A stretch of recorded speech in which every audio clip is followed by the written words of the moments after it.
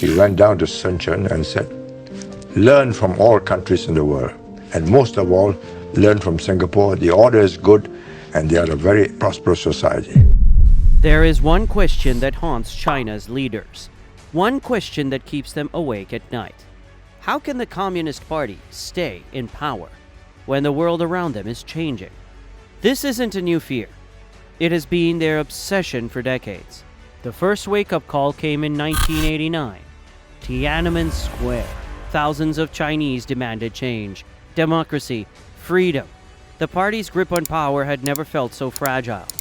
Then came the collapse of the Soviet Union. The Communist Party? Gone. The communist regimes of Eastern Europe? Gone. Poland, Hungary, Romania, Bulgaria. They all fell like dominoes. China's neighbors, South Korea and Taiwan, once ruled by military dictatorships, were now on the democracy path too. So was China next?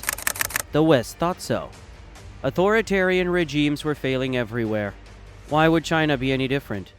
Western thinkers were now convinced that liberal democracy was the only way forward. This was the only system that could bring stability, prosperity, and freedom. Francis Fukuyama even called this moment the end of history, because the battle of ideologies was over. Liberal democracy had won. And as China grew richer, it was only a matter of time before it followed the same path. Of course, China didn't see it that way. Its leaders had no intention of adopting a Western-style democracy, but with regimes collapsing all around them, they started to feel the pressure. Could these ideas spark new unrest inside their country? They needed a plan, and they needed it fast. An alternative to the Western model, a system that could prove there was another path to success. That's when their attention turned to an unlikely place.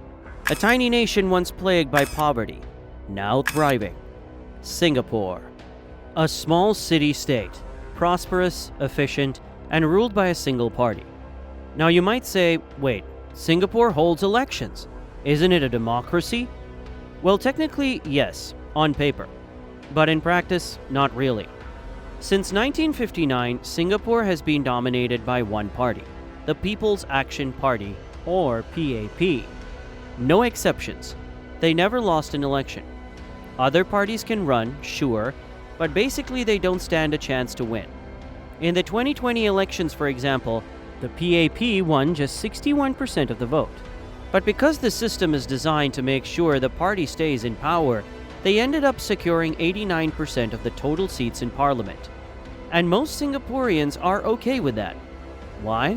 Because the PAP is competent, efficient. It transforms Singapore into a global success story. And even if some are not happy with them, the government discourages any sort of political instability. Protests? Practically non-existent. You need a valid license. Good luck with that. Media? Closely aligned with the ruling party. Want to criticize your leaders? You might be sued for defamation. It's a system of soft authoritarianism.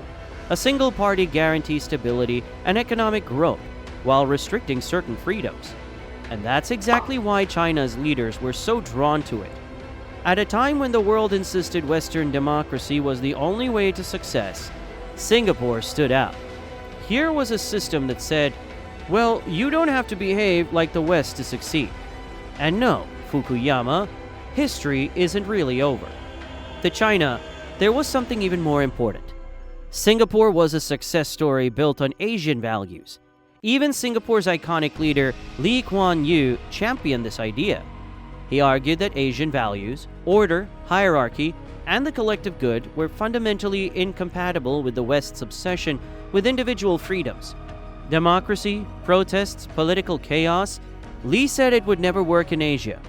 What Asian societies needed was a strong, competent elite to guide them. Well, critics believed Lee was just using these Asian values to justify his not-so-liberal methods of governance. But for Deng Xiaoping, this was exactly what China needed to hear. During his famous Southern tour in 1992, Deng made it crystal clear the country should follow Singapore's lead. China should learn from the Singapore experience and even do better, he said. What followed was the so-called Singapore fever. China began sending thousands of officials to Singapore to learn its secrets: public housing, economic planning, public administration, education, how to fight corruption, how to manage dissent, and most importantly, how to maintain political stability. Singapore's universities even created Mandarin language programs just for Chinese officials. Over 22,000 officials studied there, including some of China's top leaders. For China, Singapore proved one thing: the Western model wasn't inevitable. There was another way to succeed. It wasn't the end of history. It was just the beginning of their own. But why did Singapore resonate so deeply with China, besides its one-party rule? Because the two countries shared key principles. First, meritocracy. Both systems focused on results, not just control. A one-party government can gain legitimacy when the most capable people are delivering progress and improving people's lives. Second, Confucian's values.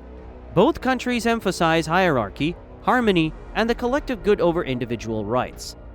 The government takes a paternalistic role, restricting some freedom to protect society's best interests, which is seen as a desirable alternative to the selfish individualism of Western democracies. Finally, anti-corruption. Singapore has zero tolerance for corruption. Even top officials face consequences. In 1986, a close friend of Kuan Yew was investigated for corruption and later took his life. It sent a clear message: no one is above the law. Xi Jinping's anti-corruption campaign partly mirrors this idea. The downfall of high-ranking officials like Bo Xilai proved that the law applies to all levels of government. These shared principles, meritocracy, Confucian values, and anti-corruption are the pillars of how a one-party system could remain strong, stable, and respected. Now, not everyone agrees that this admiration makes sense. Neo-Maoists in China, for example, argue that Singapore is no model to follow. To them, the city is a capitalist nightmare, plagued by inequality, unaffordable housing, and citizens trapped in decades-long mortgages. Others point out the obvious: Singapore is a tiny nation with almost 6 million people. China is a massive country of 1.4 billion. A system that works for a city-state won't work for a global superpower. And then there's Singapore's unique position. Despite its one-party dominance, the city is still westernized in many ways, and some believe it could eventually transition toward a full democracy, just like South Korea and Taiwan. In contrast, China seems to be heading in the opposite direction, becoming every day a little more authoritarian. So is Singapore really a mirror for China, or is it just an old illusion? More than 30 years after Francis Fukuyama declared the end of history, China is still searching for its own identity. It clearly has no plans to adopt Western democracy, and it has proven there is another way to achieve success. But is China's political system truly unique, or can it look for inspiration somewhere else? Let us know in the comments below, and we'll see you in the next video.